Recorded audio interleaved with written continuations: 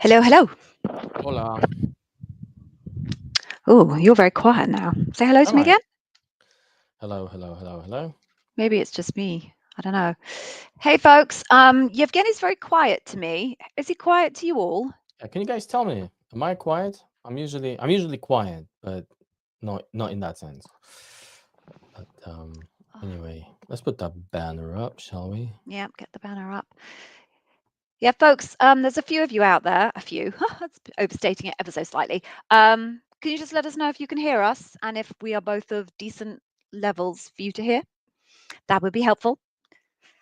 That'll be superb. That'll be luxury. Right. Shall we? My lighting's shocking. All right. Thank you, Vinoth. We are audible. Audible. Okay. That's great. All right.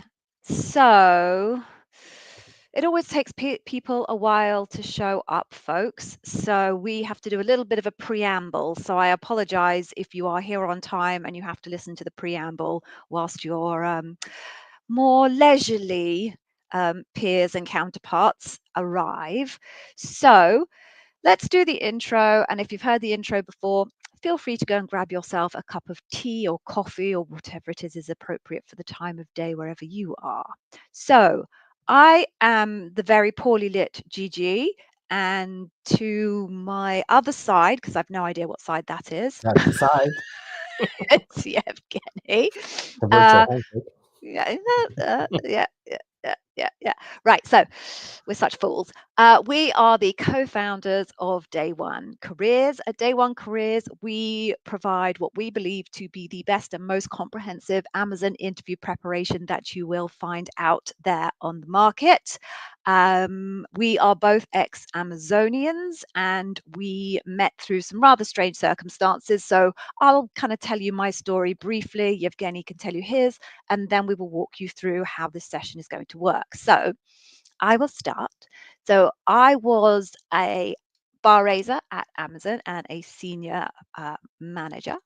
I did hundreds of interviews at Amazon. And whilst I was doing those interviews, I happened to notice people doing some rather strange things. All very kosher, by the way, but just kind of some strange strategies, let's call it, when they were doing their interviews with me. And bizarrely, I noticed the same strange strategies happening over and over. So it was even extra strange that the same strange things were happening over and over. So I decided I would start to ask questions of my candidates as to where they had come up with this strategy. And they all pointed me to YouTube and a couple of particular channels that existed on YouTube. There were less channels on YouTube about Amazon interview prep back then than there is now. I did a little bit digging and identified that the quality and the accuracy of that content that they were looking at was somewhat suspicious, not perhaps at the quality that I would have liked for my candidate. So I set up my own YouTube channel whilst I was still at Amazon, full support of Amazon, etc. At the end of my Amazon journey, I thought I would see if I could turn what was a relatively large and stable channel at the time into a little bit of a hustle for myself. So I set up the Amazon Interview Whiz courses, coaching for Amazon interview preparation. And then I crossed paths with Yevgeny, and he'll tell you how we crossed paths. And we decided that we would be better off working together than working as competitors. So we merged or we got together. I almost ruined your story for you, Yevgeny. Sorry about that. We got together and we are now working in Day One Careers, where we sell in one-to-one coaching, online courses. We have this incredible YouTube channel that we're both very proud of. We've got an extensive blog that we're also very, very proud of. We give away amazing freebies on top of this comprehensive content that you can get on YouTube. So stay until the end for those freebies. I will hand over to Yevgeny, who can share with you his journey to Day One Careers, and then we will move forward. Thank you. So my journey to Day One Careers was slightly different. So I was never a bar raiser, although I was a hiring manager, interviewer, senior marketer at Amazon. So what I started noticing is that a lot of candidates who come with great functional CVs and great functional profiles, their interviewing skills just weren't great, especially when it comes to behavioral interviews as a format, and also the specific 16 leadership principles, or 14 at the time, that Amazon is testing on. So what I decided to do during my last 2 months at Amazon is, rather than rejecting someone at the end of the first phone screen, I would give them some coaching in terms of what they could improve about their interviewing skills, and then I would progress them to the second phone screen and then see what happens.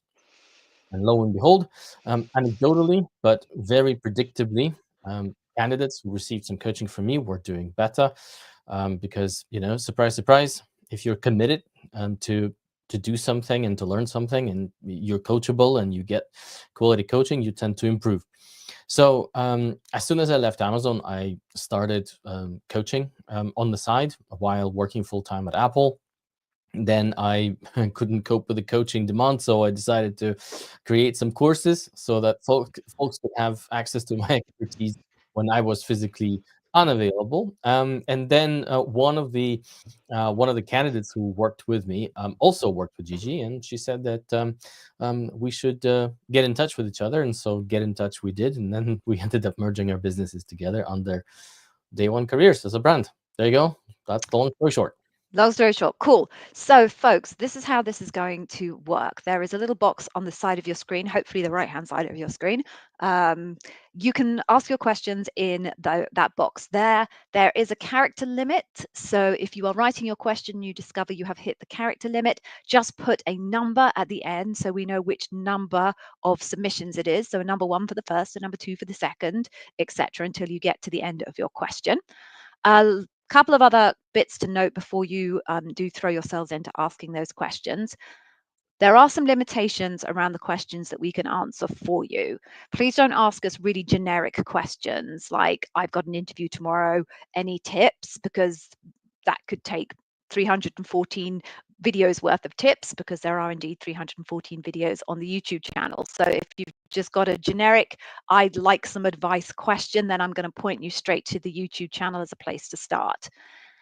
Equally, on the other end of the spectrum, there are thousands and thousands, I think possibly over 10,000 job families in Amazon, and no one individual, even two individuals, can be functional subject matter experts on all of those. So if you have a specific question about what type of functional/technical, we'll use those terms interchangeably, I'm sure, questions you will get at your interview, I'm afraid we will not be able to tell you, because over 10,000 job families, how would we ever possibly know? So with those two limitations noted, let's get on with asking questions. So do just smash any questions you have down within the limitations on the right hand side, and we will just kind of work our way through those. We're here as long as you need us. We've got an hour at most, so please do feel free to knock your questions down. If we can't answer your question, we'll try and tell you we can't answer the question rather than just ignore you. All right. Do you want to pick the first one, Yevgeny? Sure. So here's one from the glorious AI visionaries. I had my interview with a hiring manager, but could not go through. The recruiter did not share feedback. Applied for another role. The hiring manager round is mid next week. What should I do differently this time? I prepped hard, had stories for each principle, had data and detailed answers in the star format. Right. So it would be quite impossible for any of us to give you concrete and specific feedback, because we have no idea what went wrong and the first time you interviewed. And and the only thing I can tell you is prep hard, have stories for each leadership principle, have data and detailed answers in the star format. Maybe if you want to save yourself some prep, try to figure out what leadership principles are likely to be important for the hiring manager, and those would be less important. But just to save yourself some prep, so look at the job description. We have a couple of videos in our channel that teach you how to extract keywords from for LPs from job descriptions. And if you if you can't do it yourself, you can always book Gigi to do it. The other thing that I can suggest is invest in our prep. So invest in the Amazon interview success system. If you go to our website, that's where it is. Again, what this will do is it will make sure that when you do prepare stories for every leadership principle that matters, you actually prepare the right stories. You pick the right stories where behaviors really map to what they're looking for under every leadership principle, and that you're also ticking off those elements that signal seniority. So that's probably the only thing that I can think of. Gigi, can you think of anything else? No, because we don't know anything about what went wrong. So, yeah, I mean, at a high level, it looks like you did everything you should have done, but you didn't do everything you should have done because you, maybe, in fact, sometimes it's not actually you, it's just you're not a good fit for the role. So, that's also a possibility. But lots of people say they had stories for each principle, but it turns out they didn't really understand the leadership principle in the first place. It turns out they think they had detailed answers, but it turns out their answers weren't as detailed as they should have been, or they were detailed in the wrong place. So if you want to do something fundamentally different this time round, then the best solution is going to be to get some kind of a preparation course behind you in the absence of any other data for us to be able to tell you what went wrong. Sorry. All right, let's move on then and see what other questions we have. Folks, please do smash down your questions. We are here for the hour. I will pick this next one. Shankar. I am a bachelor's student. Okay, so like a BA or a BSc, applying for an SD new grad. Okay, so you're applying for a new grad. I have very less experience and only a few stories to answer the LP questions, but very good at DSA design. Anyway, do I have a chance of getting hired? Um, Again, that's kind of impossible for us to answer because we don't really know. We don't know at all what your stories are. I think there's a broader principle, which is, am I going to get hired if I cannot do well on the leadership principles, but I do have amazing technical coding skills? The answer is no. You're going to have to achieve and deliver what their requirements on both the technical and the leadership principles. So that's that point. In terms of new grads, they totally understand that you don't have professional experience because you're a grad, right? That's well understood. So what you need to do is be thinking about your experiences at school, any extracurricular that you've done, any volunteering stuff that you've done, and look at the leadership principles through that lens. And hopefully, if you look through the leadership principles through that lens, you'll be able to come up with a lot more stories than you think you have. So you can focus on projects that you've done at school. You can focus on, as I say, volunteering if you've done anything like that. If you played a kind of a sports team or anything like that, you can do that. If you volunteered at your local church or homeless, whatever, those stories you can use. It's fully understood that as a graduate, you're not going to be able to talk about stories at work because you're a graduate and you haven't been at work. But you are going to need to be able to show them that you can raise the bar on the leadership principles and have the technical skills that they need. I popped that one back. Cool. So this one is from Ravi. I have a data analyst 1 year, business analyst, traditional 2 year, and software quality analyst 2 years. I'm assuming this is experience. I applied to business analyst 2 role, which is more data specific. Fair enough. My answers in LP were mostly from non-data roles. Will it have a huge impact? It's again, it's I'm afraid that like I'm coming across as being quite useless, but it's very difficult to actually to tell whether these whether it's going to have a huge impact or not, because um I mean, if for example you had stories that demonstrated the right behaviors that the leadership principle question is testing for, and they came from stories from situations where you were doing roles that are very similar to the role that you applied for, then it's the ideal scenario. Like Amazon's not going to say no. However, if for example you had to make a choice whether to supply a story from a data heavy role versus a less data heavy role, but you picked the one where the behaviors were really shining through, then it's a better strategy.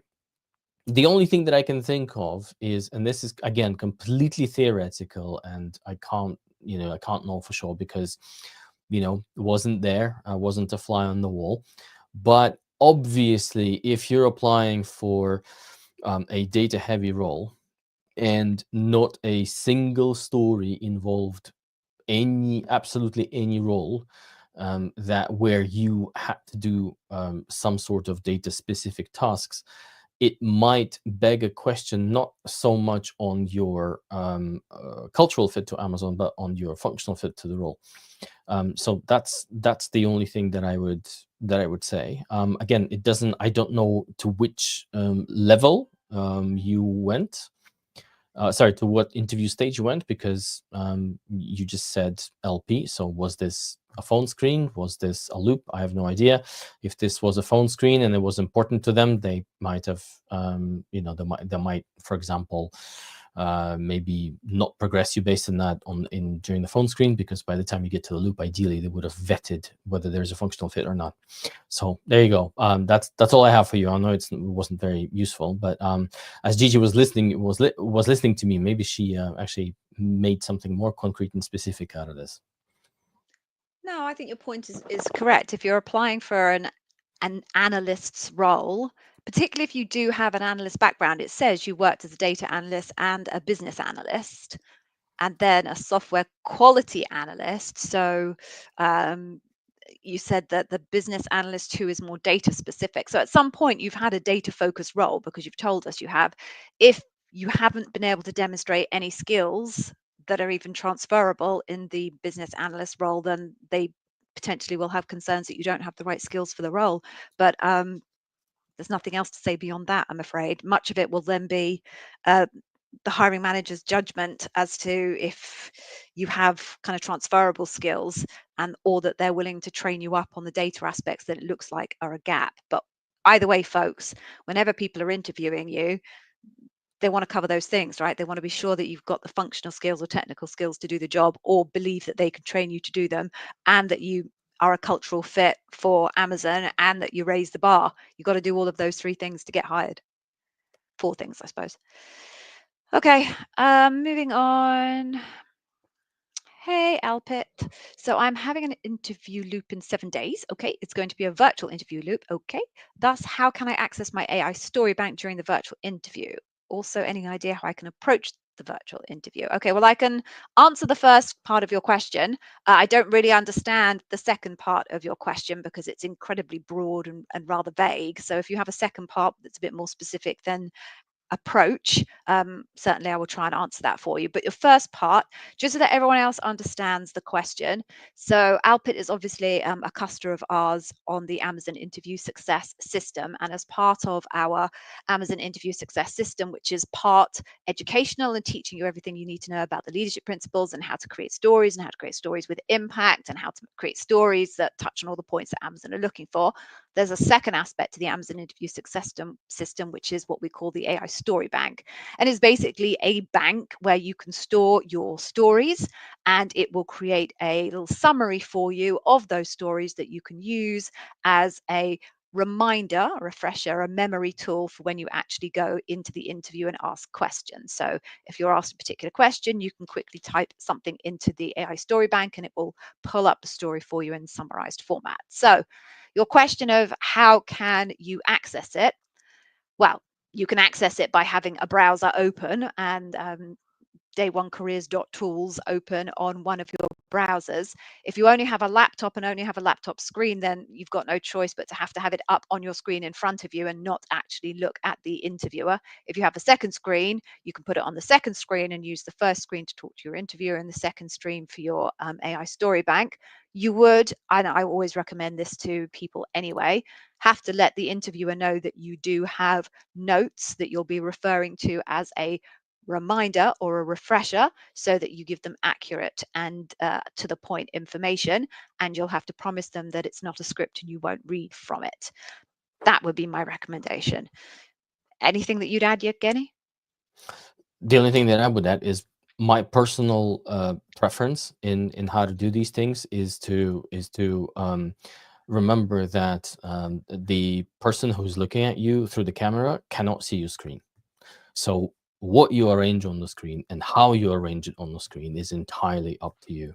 Even if you want to just cover your entire screen with the AI story bank and not have the face of the interviewer on your Mm, screen, they will not know no, no, this. that. Yeah, exactly. So you have the Good luxury. point. Good point. All right. Cool. So let's do this one. Hey, this is some good news here from Yay. Devin. So, good news. Thanks to your channel, I passed my loop. So thank you. Was for an L6 role, but inclined for an L5. Again, still a good result. You got the job. When a recruiter says the offer is top of the band, do you think there's still room to negotiate 10 to 15%?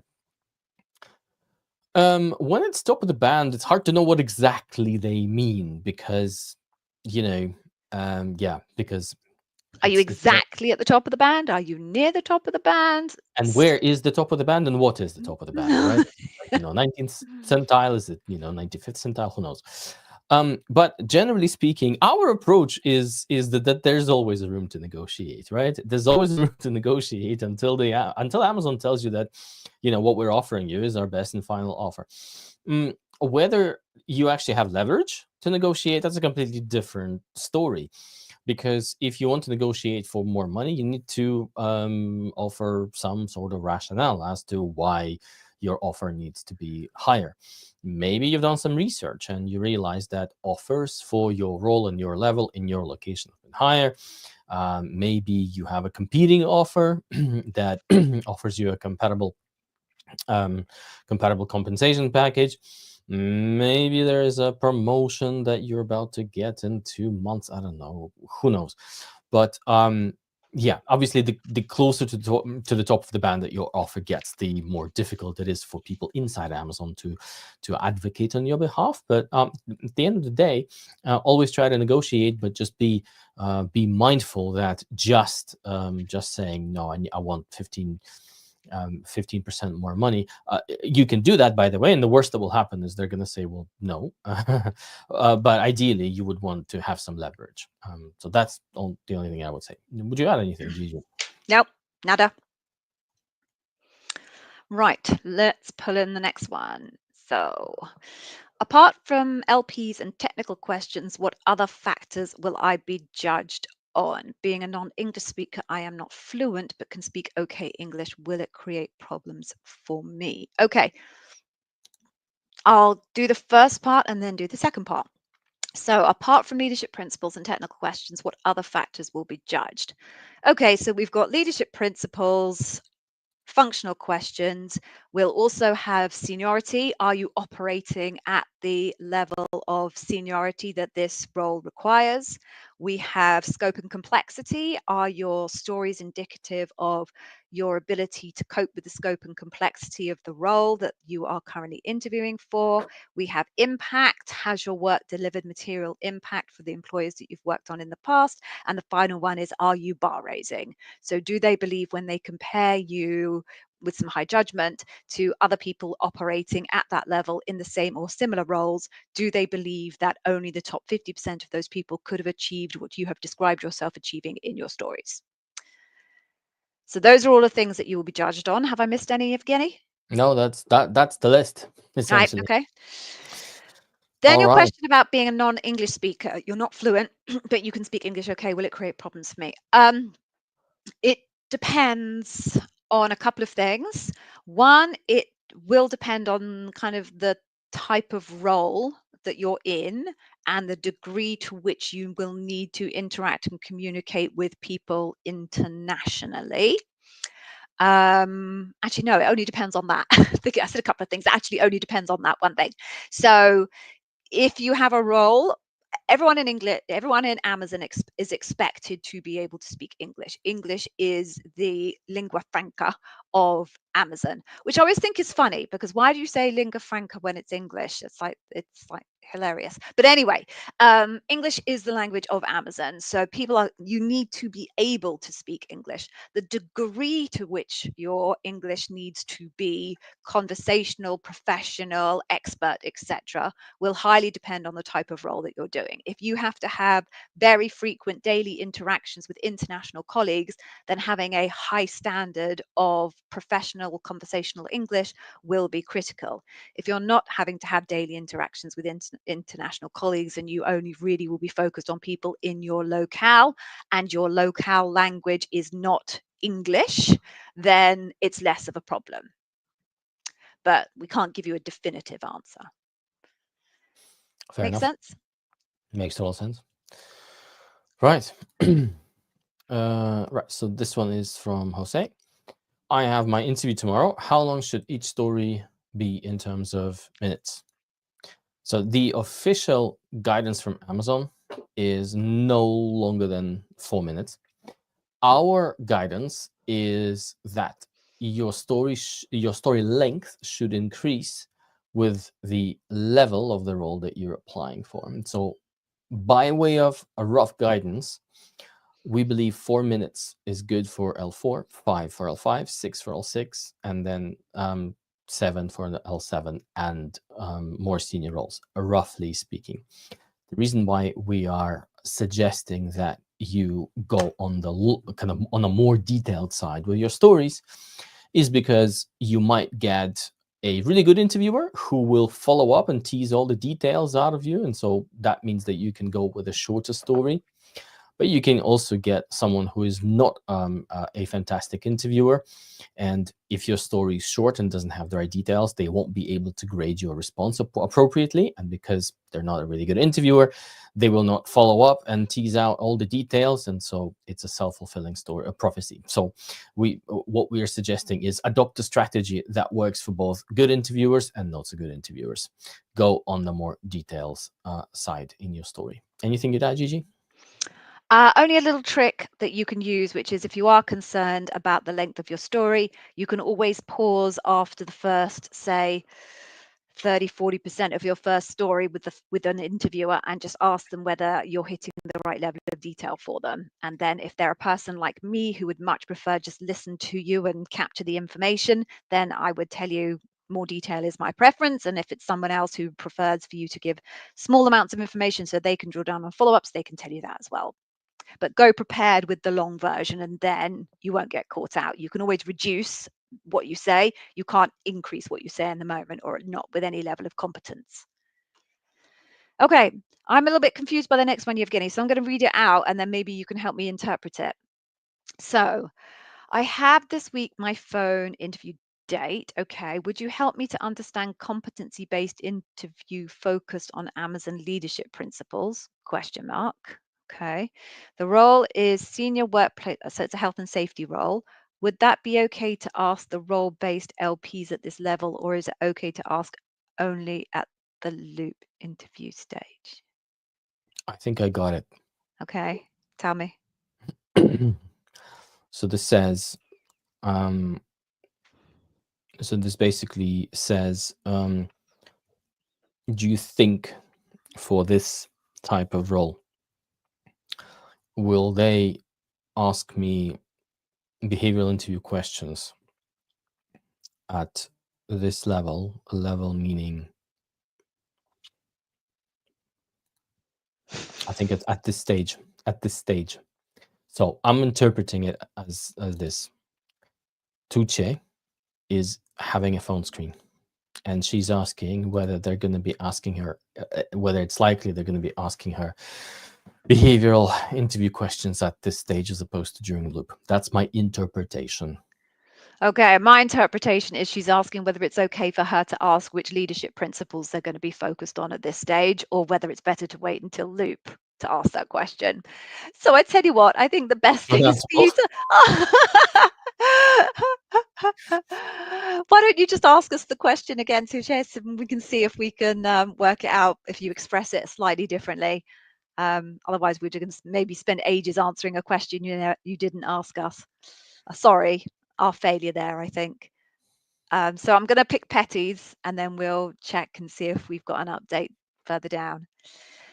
So you've applied for the role of support engineer, Spanish Alexa and ads. Okay, your CV only highlights your experience relevant to the position. You have a phone screen soon. Okay.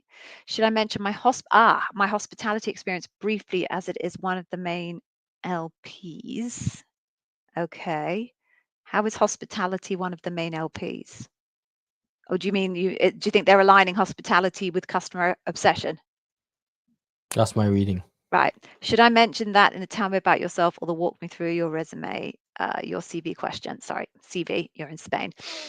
Okay, so, hola. It's the extent of my Spanish. Oh no, ¿qué tal? I can do that bit as well.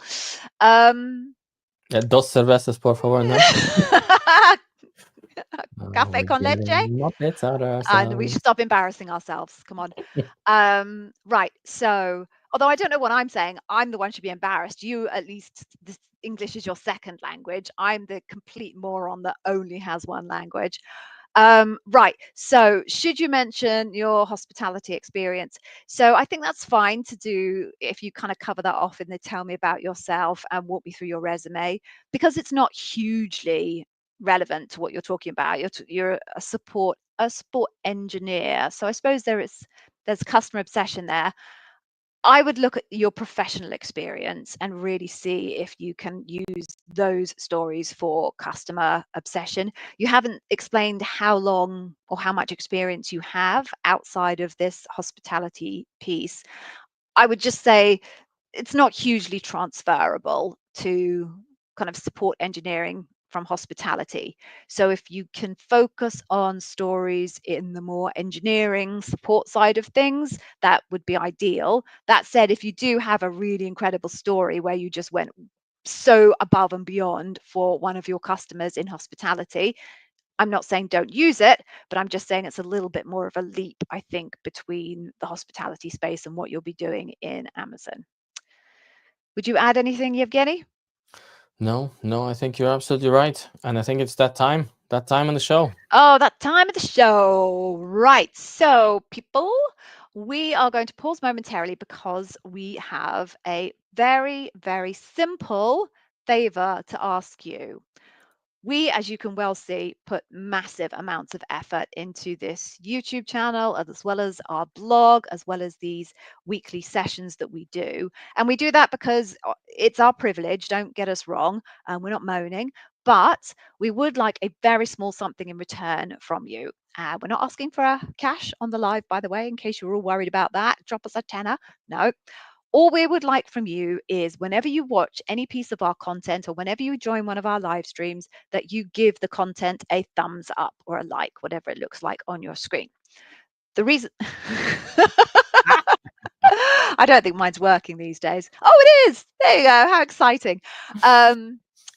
The reason we ask is when you give the content a like or you drop in a comment, it tells the algorithm two things. The first, that it has done the right job and surfaced the right content to the right person. And the second thing it does is it tells the algorithm that this person actually enjoyed that content, and it will then boost our content in the algorithm above some of the other stuff. I was trying to think of a polite word to use. Some of the other stuff that's on YouTube, which we are pretty confident is by no means anywhere close to the comprehensive and quality nature of the content that we provide you. So I'm going to ask you all very briefly if you could spend the next 15 odd seconds, maybe we'll make it 30 seconds, giving this stream a little bit of a thumbs up. And if you ever watch any other of our content, please, as I say, a thumbs up or a comment would be extraordinarily helpful. I can see how many likes we have here on my second screen here, just so that you know. So I will know if you have not given it a like, and I will take personal exception to it, I have to tell you. But for now, we're going to play a little bit of a tune to give you a chance to click that like button. It is a loud one, I'm afraid. I still haven't managed to work out how to turn down the volume. So if you have little earphones on like me, just push them behind your ears ever so slightly so that I'm not responsible for blasting your eardrums. Okay, here we go, folks. Please like this stream. Please like the stream now. Please like the stream now. Please like the stream now.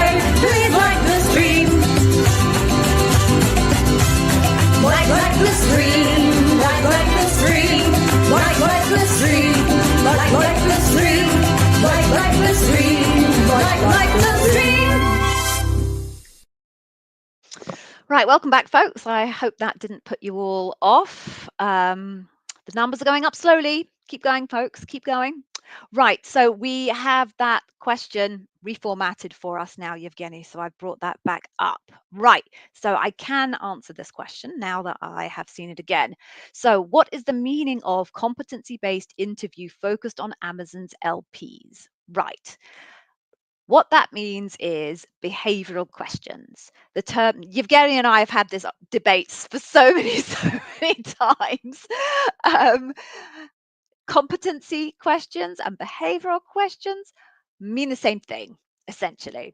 So, what this interviewer is telling you is you will be facing behavioral questions / competency questions about the leadership principles. So, tell me about a time when you had to get alignment with a colleague who felt differently about achieving a goal to you. Tell me about a time when you faced loads of obstacles in order to against achieving a key goal. Those types of questions. That is exactly what that sentence means. And you said you've got a second one, so I'm trying to scroll down and find it. Okay, I found it. The role is Senior Health and Safety Manager. Is it okay to ask the interviewer what is the role specific LPs for the position at this stage, or should I only ask at the loop? Okay, don't ever ask the interviewer what the leadership principle is. Ask your recruiter. So even though you're going into an early round, I would still highly recommend that you ask your recruiter what the key leadership principles are for the role. They may not tell you, there are no guarantees that they will. I think the odds still remain about 50-50 when we make this recommendation to our candidates. But even if they can't tell you, it won't be a black mark against your name. They'll just say, no, sorry, I can't tell you, and move on. So yes, ask now. Right, should we go back up then? I lost my place, so hopefully you know where we stopped, Yevgeny. Yeah, it's this question from Gaurav. Okay. How do I handle any question related to the short-term nature of my past employment? Unfortunately, I was part of mass layoff in my past 2 roles. I've had great performance reviews at both jobs throughout. Right, Gaurav. So my recommendation would be to just be honest, because a layoff is a layoff. There's nothing you can do. A layoff isn't a reflection on how well you did your job or not. It's a reflection on, well, on many things. The state of the market at the moment. State of the market, the Hundreds of profitability. thousands of people have been laid off over the past couple of years. Indeed, and I think especially in tech, after the post-COVID or during COVID overhire, I think the industry is still correcting itself, right? So, or sometimes profitability is profitability, right? So anyway, Gaurav, the thing is, layoff is a layoff. It's not your fault. Has nothing to do with your performance. So just say it how it is, and the fact that you've had great performance reviews, that's also fantastic. Don't feel like you have to supplicate. Don't feel like you have to explain yourself because you've done something wrong. Absolutely not. A layoff is a layoff. Just explain what happened to the company, and just to give some context. But otherwise, that's all you need to do. Anything you'd add, Gigi? No, and they may not even ask you because there have been so many layoffs over the past couple of years, and there have been quite visible layoffs. Quite a lot of recruiters will know that those companies went, because obviously they keep their ears to the ground. They'll know a lot of the names of the companies that did mass layoffs. So it's very possible that no one will even ask you, because they will just make that assumption and, to Yevgeny's point, feel the way Yevgeny does about it, which is happen to the best of people. Okay, I'm just going to quickly pull this one up. It's not a question, but I just want to give this person their moment in the sun. You just got through an L4 interview and you were inclined. Woo! Congratulations. There we go. Can we get fireworks now? Yay, fireworks for you. Oh, and some sprinkles and sparkles as well. Yours isn't working, Evgeny. I don't think pulling the face makes much of a difference. Okay, right. So I will pick a proper question now. Let's go for this one. Ray, I know we shouldn't repeat stories, yeah, But for key experiences, i.e., leading a 1 year plus program, is it a good idea to break that experience into several stories to share in the loop across interviews? One of two. If yes, shall we cover the same level of detail for situation and task? This is for post MBA L6 role. Thanks. Yes, Ray. So there is actually a full video on the YouTube channel about this that goes into quite a lot of detail. So I will point you to that, but I'll summarize it very quickly for you now. Yes, absolutely. If you have long-term projects, a year, 2 years, even sometimes 6 months, it's absolutely appropriate to break it down. There are a couple of ways you can break it down. You can either break it down through phases. Quite a lot of programs have a kind of a scoping phase, and then a design phase, and then an implementation phase, and then blah, blah, blah. So you can break it down by those phases. Or quite a lot of programs will have different work streams. So legal, HR, obviously it depends on the role that you have, etc. So you can also break it down that way. In terms of, do you need to do the full kind of situation and task thing again? Your situation is ever so slightly different, because your first bit of your situation will be common, i.e., I'm going to tell you another story about that 18-month project that I did to implement a cost transformation program. That will always be the first bit of your situation. But then the next part of your situation needs to point to the exact issue. So the second part might be, I'm going to focus now on the implementation phase. When we were in the implementation phase, we had this particular situation where blah, blah, blah, blah, blah, blah, blah happened. So my task was blah, blah, blah. So that kind of second part of the situation and the task need to be unique to answer the question that you've been asked, but you'll need to repeat the first bit over and over whilst you're using those chunks, so that the interviewer knows that you are pulling from the same master scenario, let's call it. But yeah, go check out the YouTube channel. I break it down into a little bit more detail on the YouTube channel, but fundamentally that's it. Okay. Cool. Next one. I am in the final year, I'm assuming university, and I will be interviewed for an SD for Amazon in London this month. The stories I have prepared are not so complex. Should I add extra things to sound more experienced, or keep it honest? Keep it honest. Next question. Yeah, people I don't get have anything themselves to into all sorts of hot water by making stuff up, and then you poke the flesh on it a little bit and it becomes very clear that they've made it up. So yeah, Evgeny's right. Keep it honest. But again, don't worry. You're in your final year. It sounds like you're interviewing for an entry level job at Amazon.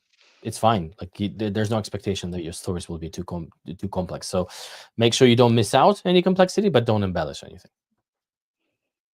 And if you do get the role at Amazon in Principal Place, make sure you go to Smithfield Market for your lunch. So good. So good. Yes. Anyway, did you ever go down to Smithfield Market for your lunch?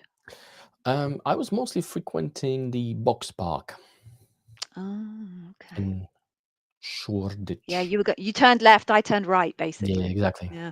Okay. Let's just have a look at this. I was recently moved to offer ready status for an L4 BIE role at Amazon, but my recruiter hasn't responded to your follow-ups. What's the best way to proceed? Should I escalate/wait? Okay, so we lack a little bit of information here because we don't really understand whether you've simply seen the status on the platform change to offer ready and you haven't heard from the recruiter, or if you spoke to the recruiter, the platform then moved to offer ready and you haven't heard from them again. We don't know how long it's been since either of these things happened. So to tell you whether to escalate or wait, I don't really know. The broader point is it's definitely worth following up if you feel that it's been a long time since you got the last useful piece of information. Escalate, well, who are you going to escalate to exactly? Other than maybe you could reach out to the hiring manager for the role, which you probably met when you were at the interview. So it's going to be a little bit of a judgment call on your behalf. As long as you're polite, no one's ever going to really mind you reaching out to them, but don't bombard them daily, and obviously don't be irate and aggressive, but use your own judgment on whether it's worth just trying to touch base again. If you are moved to offer ready and you really do have an offer, then the recruiter is going to be working in the background to get you the actual compensation offer, because quite frankly, they want you off their slate. They want to close that rec and get their bonus points for having closed that rec. But a little bit of a judgment call on your part, I think. Joanna, pick the next one, Evgeny. Yes. Is it okay to tell the interviewer that I have already prepared the answers and answer by referring to the notes? Yes, in fact, it's recommended to mention that you have notes, that you will be consulting your notes. I think I need to pick another one, don't I? Well, can I just put a little bit of a qualifier on If you that? must. If you have. If I must, I know. Right? Do not read from your notes. Do not have a full script written down that you then read from. Believe it or not, I have literally had someone do that to me. They had pieces of paper on their desk. They picked up their piece of paper and they started to read from it. And I had to tell them to put the piece of paper down. I was not interested in hearing a script. So Yevgeny's point is, by all means have notes, but they're called notes for a reason. They're supposed to be brief. So a couple of bullet points just to point you in the right direction, maybe some data points to make sure that you don't forget them, but try not to intimate to the interviewer that you have prepared your answers in advance and you're going to be using that document to respond to their questions, because that won't go down well. That's it. Gigi's finished. Soapbox. Great. I'm off. And your bonus is you get to pick the next question. Oh, right. Okay, fine. Right. Oh, Patty again. Oh, Petty. Petty. I'm struggling to write an answer for the question, walk me through your CV, because I only wrote the latest job and latest degree I did as I changed careers. This CV got me the first round. I don't really know how to respond to that, because you have to walk them through what you gave them. So if I'm looking at a CV that someone's provided me and I want them to walk me through it to give me a little bit more color to the information that I'm seeing on black and white, that's what you need to do. If you start telling them about something completely different, you're going to confuse the hell out of them. So I would recommend just walking them through the information that you shared on your CV. To your point, the CV was good enough to get you the interview in the first place. So there's no reason to kind of abandon it. Just stick with what you've given them. Move through it as quickly as possible. Okay, now you get to pick the next one, Evgeny. Cool. Okay. Oh, this is the same. Next one is kind of the same question It's the as same somebody else just above. question. So No, I'm just looking for an actual question. Andrew's here, by the way. oh, hi, Andrew. Hi, Andrew. And congratulations again. Right. I think there's a clarification here. Do I just walk them through the this CV and don't mention the other experience that I've had? I think you've answered it, haven't you? Yeah, yep, I answered that. Okay, let's keep going. What do you think would be the key leadership principles in any learning and development role? No idea, because it's down to the hiring manager to set those. So just look at the job description and try to identify the keywords that map to the leadership principles. As I mentioned in one of the previous answers, we've got 2 videos in our channel where Gigi shows you exactly how to do that. If you're still struggling, then go to our website and book a service where Gigi will do it for you. But ultimately, it's down to the hiring manager to set the leadership principles that are important for the role when they post the rec. Anything you'd add, Gigi? Yep, not at all. Oh, and ask your recruiter. I think we mentioned that before as well. Yeah. Oh, yeah. The worst thing that will happen is they'll say that they can't give it to you or they don't know. But that's it. Okay, so we got Rajan. Hey, Gigi. Hi. I have a loot tomorrow. Oh, no, he didn't say hello to you, Yevgeny. You don't get to say hi. I have a loop tomorrow onwards for a product manager. Okay. Oh, so you're an ex-Amazonian, so you're our boomerang. You left at 2019. If asked the reason why I left, what should your guidance be to answer the same? Well, why did you leave, Rajan? I suppose. I don't really know. You, I don't know if you're implying that you left for reasons that you wouldn't particularly want to share with the next hiring manager. I don't know, but if there's nothing nefarious in there, then explain why you left and why you want to come back. Super simple. If there is something slightly nefarious, maybe not nefarious, but slightly sensitive, let's put it that way, feel free to share that reason and I can give you kind of a bit of a polish. We're both ex-marketers, so we're very good at turning a I was going to say polishing us something, but I won't use that. So I'll say turn a sow's ear into a purse. So we can help you if you're happy to share that information on the chat here. Right. Do you want to pick the next one? Excellent. Yes, I'd be ecstatic to do that. Right. Sarcasm. Arham. I have given interviews at Amazon UK for graduate area manager, and I got the reply, let you know that the team was impressed by your interview and inclined, but I'm in a talent pool. Will I get an offer? Gigi, correct me if I'm wrong, but I believe that Arham will get an offer once the role's available. So he's sitting on the bench.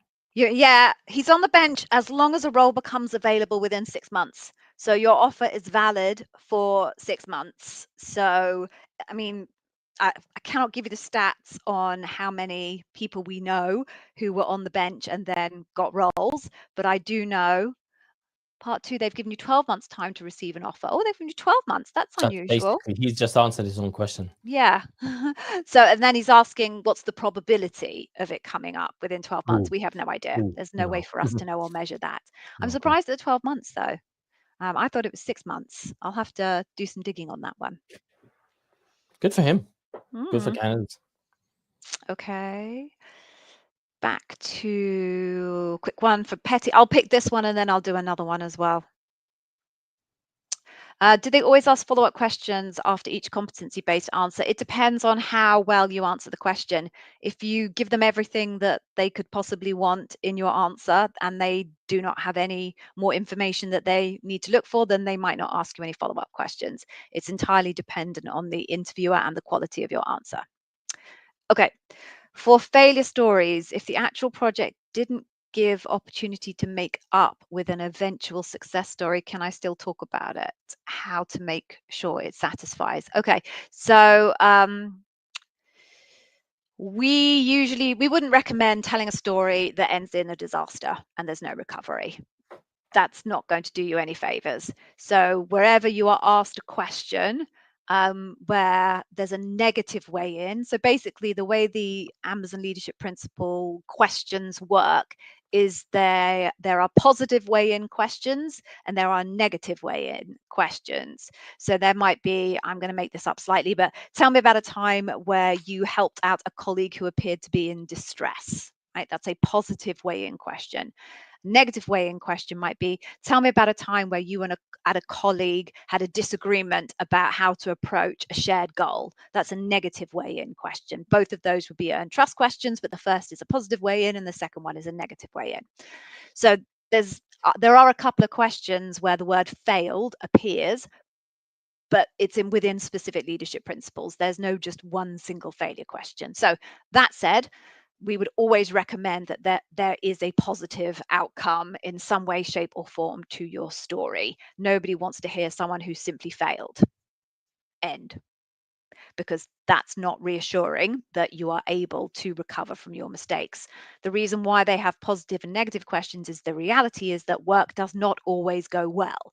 Things will always go wrong. And Amazon completely accepts that, and they're not naive enough to believe that you are perfect.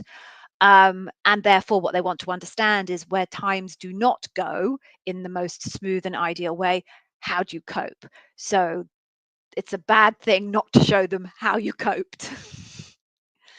Did all that make sense? Was I tripping over my tongue there, Evgeny? No, it made sense. What I coach my candidates on is that even when if they're asking for a situation where something went wrong, like you made an incorrect decision or something, just make sure you talk about what you've learned from the situation, how you made sure you didn't repeat the same mistake again, because that's important to them. But otherwise, I'm with you. Okay, do you want to pick the next one? Yep. Where are we? I have Oh, a we've got 5 quality. minutes left. Yes, let's do this one quickly and then do the end bit. I have a quality analyst role phone screen for trust and safety. I have had QA kind of experience before, but did a master's recently in business analytics. So what do I say if you ask why QA again? Oh gosh, I don't know. You tell me. Yeah, Why exactly. It's QA like, again? why have you applied again? There's no way we're going to know why you want to be a QA. Like don't try to find a manipulative way to sort of to manipulate them into, like, it's not a trick question. Like they just really want to understand why do you want to, if they do ask you this question, they may or may not, right? But if they do, just tell them what the motivation is. I hope you do have a motivation, because otherwise, why would you want to get yourself back into QA? You're going to spend a lot of time doing QAing from 9 to 5 or more. There you go. Okay, I'm going to do a couple because they're short ones. So, uh, oh, Zaba, I'm going for that. I apologize if I've mispronounced that. You'd like some advice on the questions for an L5 senior financial analyst. Okay, you obviously weren't here at the beginning, so thousands of job families in Amazon. We cannot be functional technical experts on all of those, and we do not know exactly what questions will be asked from a functional point of view for all of those job families. So I'm not ignoring you, but we and no one else will be able to specifically answer that question for you unless they regularly ask functional questions for senior financial analysts at Amazon. Okay, what means L5 and L6? Your job description doesn't state anything like this. No, most job descriptions will not state the level of the role, but the difference between L5 and L6 is one is less senior than the other. Amazon does have a standard nomenclature that will help you interpret it, but not all roles follow that standard nomenclature. So the standard nomenclature is a something manager is an L5, a senior something manager is an L6, and a senior manager something or a principal something is an L7. A director something would be an L8, so on and so forth. But quite a lot of roles do not follow that nomenclature, especially technical roles and especially AWS. Okay, you want to pick the next one? Yes. Okay.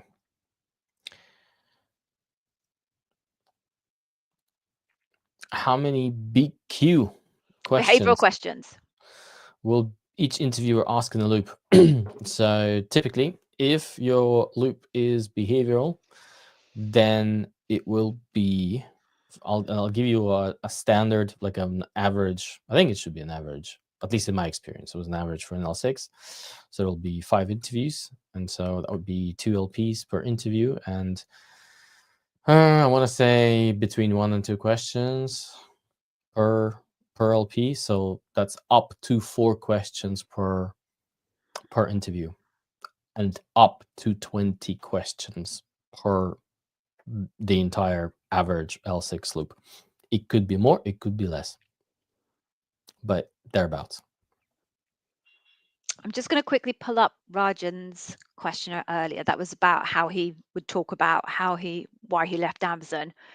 So, I mean, Rajan, that's fine. Why did you leave? I left for development opportunities. I was offered an opportunity at an external company that Amazon could not meet in terms of career development. I loved my time at Amazon, and I'm really keen to rejoin at a higher level with more experience behind me. Simples. Simples. All right, so everybody, we are going to need to wrap up now because we only have 1 minute left. I'm sorry if we did not get to your question this time. Do feel free to go on to the YouTube channel and drop your question in there. We tend to get back to you within 24 hours-ish, maybe 48 hours, depending on how crazy our home lives are.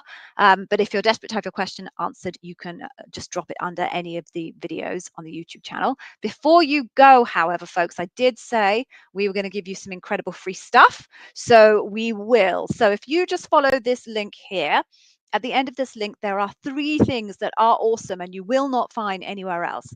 The first is we give you a little sample of our digital course, the Amazon Interview Success System. That sample shows you how we approach deconstructing the leadership principles for our candidates. The leadership principles tend to all have different versions or different flavors, if you like. We call them facets. This breaks down the customer obsession facets. There are 4 of them. So it will take you through all of those 4 different facets, which will give you ideas on what types of stories you can use for a customer obsession story. It will also tell you what the interviewer is actually looking for in terms of behavioral evidence in your actual answer for customer obsession. So that would be extremely helpful. And then there is a little mock interview, me interviewing me, so that you can just kind of see how it might play out in an actual interview. So that's the first thing. Second thing is you can get access to what we call the plausible Amazon interview question bank. It is not the exact Amazon interview question bank. We cannot share that with you. We do not have it, but we do have extensive knowledge about what the Amazon interviewers are looking for and are interested in. So we've created our own version of a question bank that you can use for practice. We obviously recommend you do not create individual stories for each of those questions because they won't come up, but they are very, very good for practicing how you would respond if you received that type of question in your interview. And Amazonians can make up their own questions anyway. So it's really, really good practice. The third thing is then if you take out either of those things, it gives you access to our Heartbeat community. In our Heartbeat community, there are around 6,000 people who either have previously been interviewing at Amazon or are currently interviewing Amazon, which means you can meet people, buddy up, do mock interview prep between you. There's also an amazing chat GPT enhanced bot that Yevgeny built for us. We basically pumped everything from the YouTube channel into a custom chat GPT and created a bot called Andy. No guesses for why we called him Andy. So you can pretty much go onto the Heartbeat community and ask Andy anything, and he will pull that information from the YouTube channel. So if it exists on the YouTube channel as an answer, Andy will be able to provide it for you. And that's it. So for those of you who have interviews coming up this week, we have our fingers very, very tightly crossed for you. As I say, if you didn't manage to get your question answered, please do just drop it into the YouTube channel and we will attempt to answer it there. Goodbye, Yevgeny. I'm going home now. Or I am home. I'm going for my dinner. No idea what it is. No chicken today. No, no chicken today. Paul's in charge, so I don't know what it is. If there's anything at all, who knows? Amazing. I look forward to hearing all about it tomorrow. Yeah, I'll let you know. All right, folks, take care. Be safe, everybody. Bye, everyone. Bye.